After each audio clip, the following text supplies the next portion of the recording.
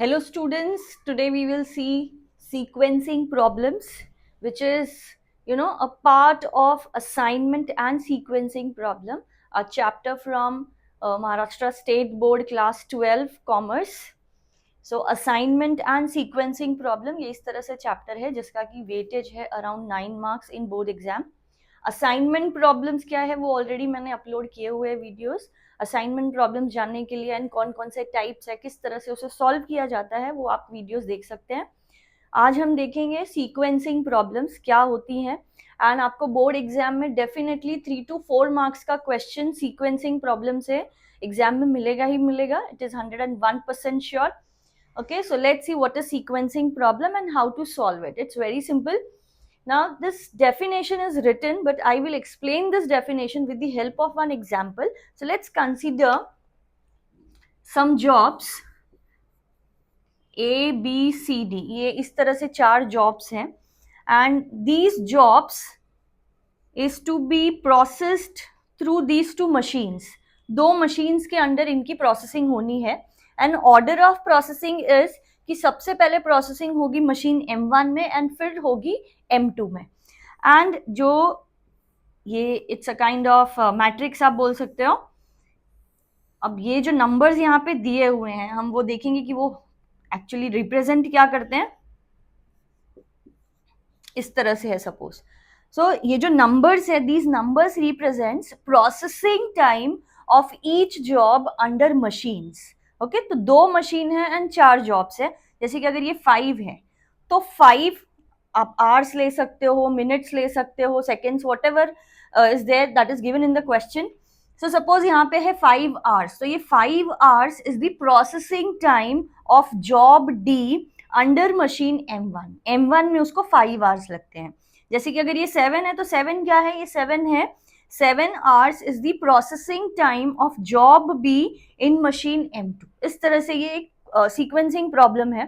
अब इसमें हम करते क्या है, हम फाइंड आउट करते हैं ये जॉब्स का एक पर्टिकुलर सीक्वेंस, मतलब किस तरह का सीक्वेंस, ऐसा सीक्वेंस जो कि ये टोटल प्रोसेसिंग टाइम को मिनिमाइज करे, ऐसा सीक्वेंस हम लोगों ने फाइंड आउट करना है. Okay, so see here according to definition, sequencing problem is to determine the sequence or order. मतलब sequencing problem में हम सीखते हैं कि हम किस तरह से एक ऐसा sequence या order find out करेंगे jobs का to be processed on a finite number of machines. Now finite number of machines मतलब यहाँ पे 2 machines. In 12th standard we have only 2 types, that is problems based on 2 machines and 3 machines. तो यहाँ पे 2 machines in some pre-assigned order. Pre-assigned order मतलब पहले M1 में processing होगी और उसके बाद M2 में, so as to minimize the total processing time. मतलब हम सीक्वेंस क्यों फाइंड आउट कर रहे हैं, टोटल प्रोसेसिंग टाइम को मिनिमाइज करने के लिए. अब इन क्वेश्चंस में जो है 2 बेसिक टर्म्स आते हैं. पहला टर्म जो है वो है elapsed time. elapsed time is nothing but processing time. मतलब प्रोसेसिंग टाइम को ही हम elapsed time भी बोलते हैं. तो ये एक चीज आपने याद रखनी है और ये हम फाइंड आउट भी करते हैं. After finding sequence, that particular sequence which will minimize the total processing time, we will find elapsed time. तो ये पहला टर्म है. एंड दूसरा टर्म है आइडल टाइम. देखिए बच्चों, जो आइडल टाइम होता है, आइडल टाइम का मतलब है फ्री टाइम. तो यहाँ पर भी वो कुछ ऐसा ही है. Idle time is the time when machine is available, machine available होती है but not in use. So these are 2 basic terms here. Idle time का मतलब है ऐसा टाइम जब मशीन अवेलेबल है बट यूज में नहीं है, उसको हम बोलते हैं idle time. And elapse time का मतलब है processing time. Okay, so this is the sequencing problem. And आपको ये थियोरी पार्ट इसलिए इंपॉर्टेंट होता है क्योंकि आपके एग्जाम में ऑब्जेक्टिव बेस्ड क्वेश्चंस होते हैं. तो वो जो ऑब्जेक्टिव बेस्ड क्वेश्चन है वो इसी थियोरेटिकल पार्ट में से होते हैं. Okay, so let's solve problems, that is sequencing problems, where we will see how we can find a sequence which will minimize the total elapsed time and idle times for machine A and B. तो ये एक example है जहाँ पे कि you can see 7 jobs are given and these 7 jobs will be processing through machine A and machine B.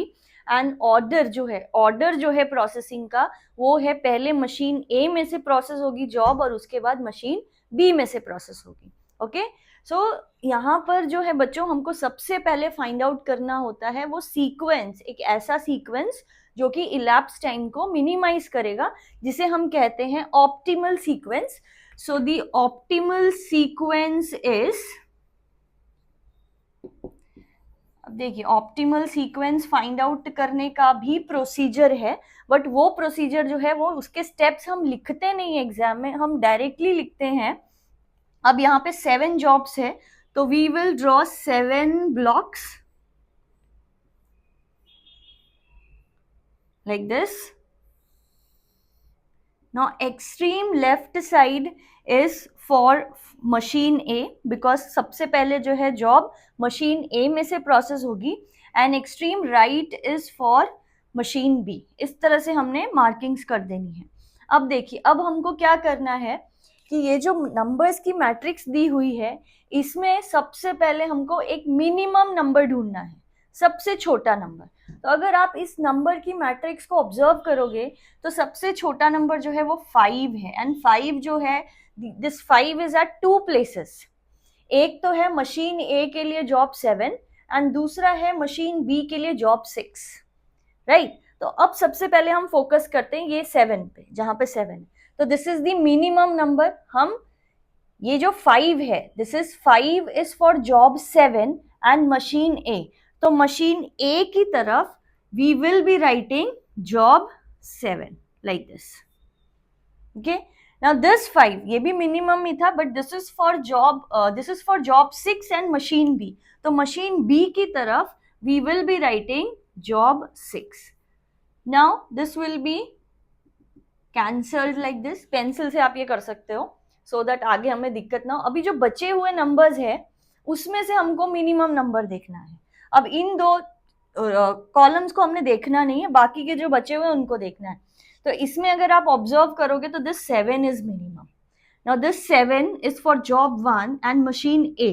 तो machine A की तरफ we will be writing job 1 and now we will be cancelling this like this. Okay, देखो बच्चों, ये cancel हम क्यों करते हैं, ताकि जब हम अगले एलिमेंट्स देखें, अगले नंबर्स देखें तो कोई कंफ्यूजन नहीं हो। अब बचे हुए जो नंबर्स हैं उनमें से अगर आप मिनिमम देखोगे तो ये 10 10 दो जगह पे 10 है ये, बट थिंग इज कि it is for 2 different machines, right. तो ये अभी आपके पास ऑप्शन है, ये 10 इज मिनिमम, तो ये जॉब 4 के लिए है। तो either you can write job 4 here machine A की तरफ, और मतलब एक और सीक्वेंस हमें मिल सकता है। देखिए किस तरह से, मतलब बाकी के जो है वो हम एज इट इज लिखेंगे।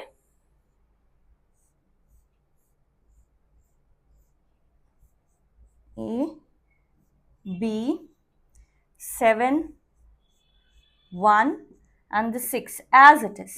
बट ये जो 4th जॉब है दिस 10, ये machine A and machine B के लिए 2 जगह था, तो आइदर हम 4 लिख सकते हैं मशीन ए की तरफ या फिर मशीन बी की तरफ। तो 2 ऑप्टिमल सीक्वेंस भी आपको मिल सकते हैं, 2 ही नहीं, आपको 2 से ज्यादा भी मिल सकता है। ओके, सो नाउ अब इस कॉलम को भी हम कैंसिल कर देंगे। अब देखिए, अब बचे हुए एलिमेंट्स में से अगर आप देखोगे तो मिनिमम इज 14 एंड 14 जो है वो आपका 3 जगह पर है, इस तरह से, राइट। अब इस 14 को अगर आप देखोगे तो this is for machine A and job 5। तो मशीन ए की तरफ आप यहाँ पर जॉब 5 लिख सकते हो और यहाँ भी लिख सकते हो। ओके, नेक्स्ट ये 14 एंड ये 14 मशीन बी के लिए है जॉब 2 जॉब 3। तो अब देखिए, अब आप क्या लिख सकते हैं, आप लिख सकते हैं जॉब 2 जॉब 3, यहाँ भी जॉब 2 जॉब 3, या फिर यहीं पर आप लिख सकते थे 3rd job year and 2nd year, similarly 3rd job year 2nd year. मतलब आपको इस तरह से 4 सीक्वेंस मिल सकते हैं, but mainly we are interested in only 1 sequence. तो आपको जो भी कन्वीनियंट लगे वो आप सीक्वेंस ले सकते हैं, कोई भी सीक्वेंस आप लेंगे वो सही होगा। Okay, So here we have taken two sequences. Out of these two sequences, we will be considering this first one. Second भी आप ले सकते हो. तो ये तो प्रोसीजर था ऑप्टिमल सीक्वेंस फाइंड आउट करने का. Now after finding optimal sequence, we are interested in elapsed time and idle times for both the machines. So for finding this, we will be drawing a table जिसका first column होगा jobs, second column machine A, उसके बाद column है machine B. Now machine A and machine B, इस column को भी हमको दो पार्ट्स में डिवाइड करना होगा, दोनों कॉलम्स को. जो पहला है वो इन टाइम, दूसरा कॉलम मशीन ए का out time. Similarly for B also in time, out time, like this. So इस तरह से यहां पर हो गए हैं टोटल 5 कॉलम्स. अब देखिए जो पहले कॉलम में है दैट इज जॉब्स वाला कॉलम, वहां पे हमने ये सीक्वेंस लिखना है because this is the sequence which will give you minimum processing time और इलैप्स टाइम. तो ये सीक्वेंस हम लिखेंगे. सो 7 1 4 5 2 3 एंड 6. सो इस तरह से ये जॉब्स का सीक्वेंस लिख दिया. अब देखिए बच्चों, अब क्या करना है, अभी हमको यहाँ पर एलिमेंट्स लिखने हैं. तो वो एलिमेंट्स कुछ इस तरह से लिखते हैं. मशीन एक में इन टाइम कोई भी जॉब हो यहाँ पे स्टार्टिंग, उसका in time is always taken as 0. अब मशीन ए की जो लाइन है ये, इस पर हमने फोकस करना है. जॉब 7 के लिए आप देखिए यहाँ पे टाइम कितना है 5 आवर्स. तो 0 + 5 is 5. We will write 5 here. Then after processing through machine A, now machine A will process job 1. तो this same 5 will be written here. अब job 1 के पास जाइए, it is 7. So 5 + 7, इस 5 में ये 7 hours हम लोग ऐड करेंगे. तो 5 + 7 is 12. Same 12 will be copied down here. Then fourth job में it is 10. So 12 + 10 is 22. Same 22 here. Fifth job में it is 14. 22 + 14 is 36. Same 36 here. For job 2 16 है. 36 + 16 52. Same 52 here. For job 3 it is 19. 52 + 19 is 71. 71 as it is. Now job 6 के लिए it is 15. तो 71 + 15 is 86. So यहाँ पर आपको finally मिलेगा 86. So this is about first machine, that is machine A. Now for machine B, अब देखिए ये जो job 7 है, for 5 hours it will be processing in machine A. 5 hours तक वो मशीन A में है, उसके बाद वो मशीन B में जाएगी. मतलब जो इन टाइम होगा job 7 का in machine B, that will be 5 hours. Now for out time we will be focusing on this machine B का processing time. तो आप देखिए job 7 में for machine B it is 7. So 5 + 7 is 12. Right? Now देखिए ये 12 और ये 12 दोनों equal है तो कोई दिक्कत नहीं है. We will be writing 12 again. Now for job 1 it is 12. So 12 + 12 24. अब देखिए बच्चों यहाँ पर 24 है और यहाँ पर मशीन ए के लिए 22 है. राइट? सो 24 और 22 में से जो भी ग्रेटर है वो हमने यहाँ पर लिखना है, दैट इज 24. नाउ 24 जॉब 4 के लिए इट इज 10. 24 + 10 34. अगेन 34 and 36 में greater is 36, so will be writing 36 here. Now job 5 के under it is 16. 36 + 16 52. Again 52 same है तो no problem, will be writing 52. Now for job 3 it is 14. 52 + 14 is 66. Now 66 or 71 may greater is 71, so we'll be writing 71 here. under job 3 processing time under for machine B is 14. So 71 plus 14, 85. Now 85 and 86 में 86 is greater, so we'll be writing 86 here. अब बच गई है job 6 and job 6 में it is have the processing time is 5 hours. So 86 plus 5, 91. So this 91 is the total elapsed time. So total elapsed time is 91 hours. If it is given in hours, we'll be writing hours only. जो भी unit है वो हमने लिखना होता है.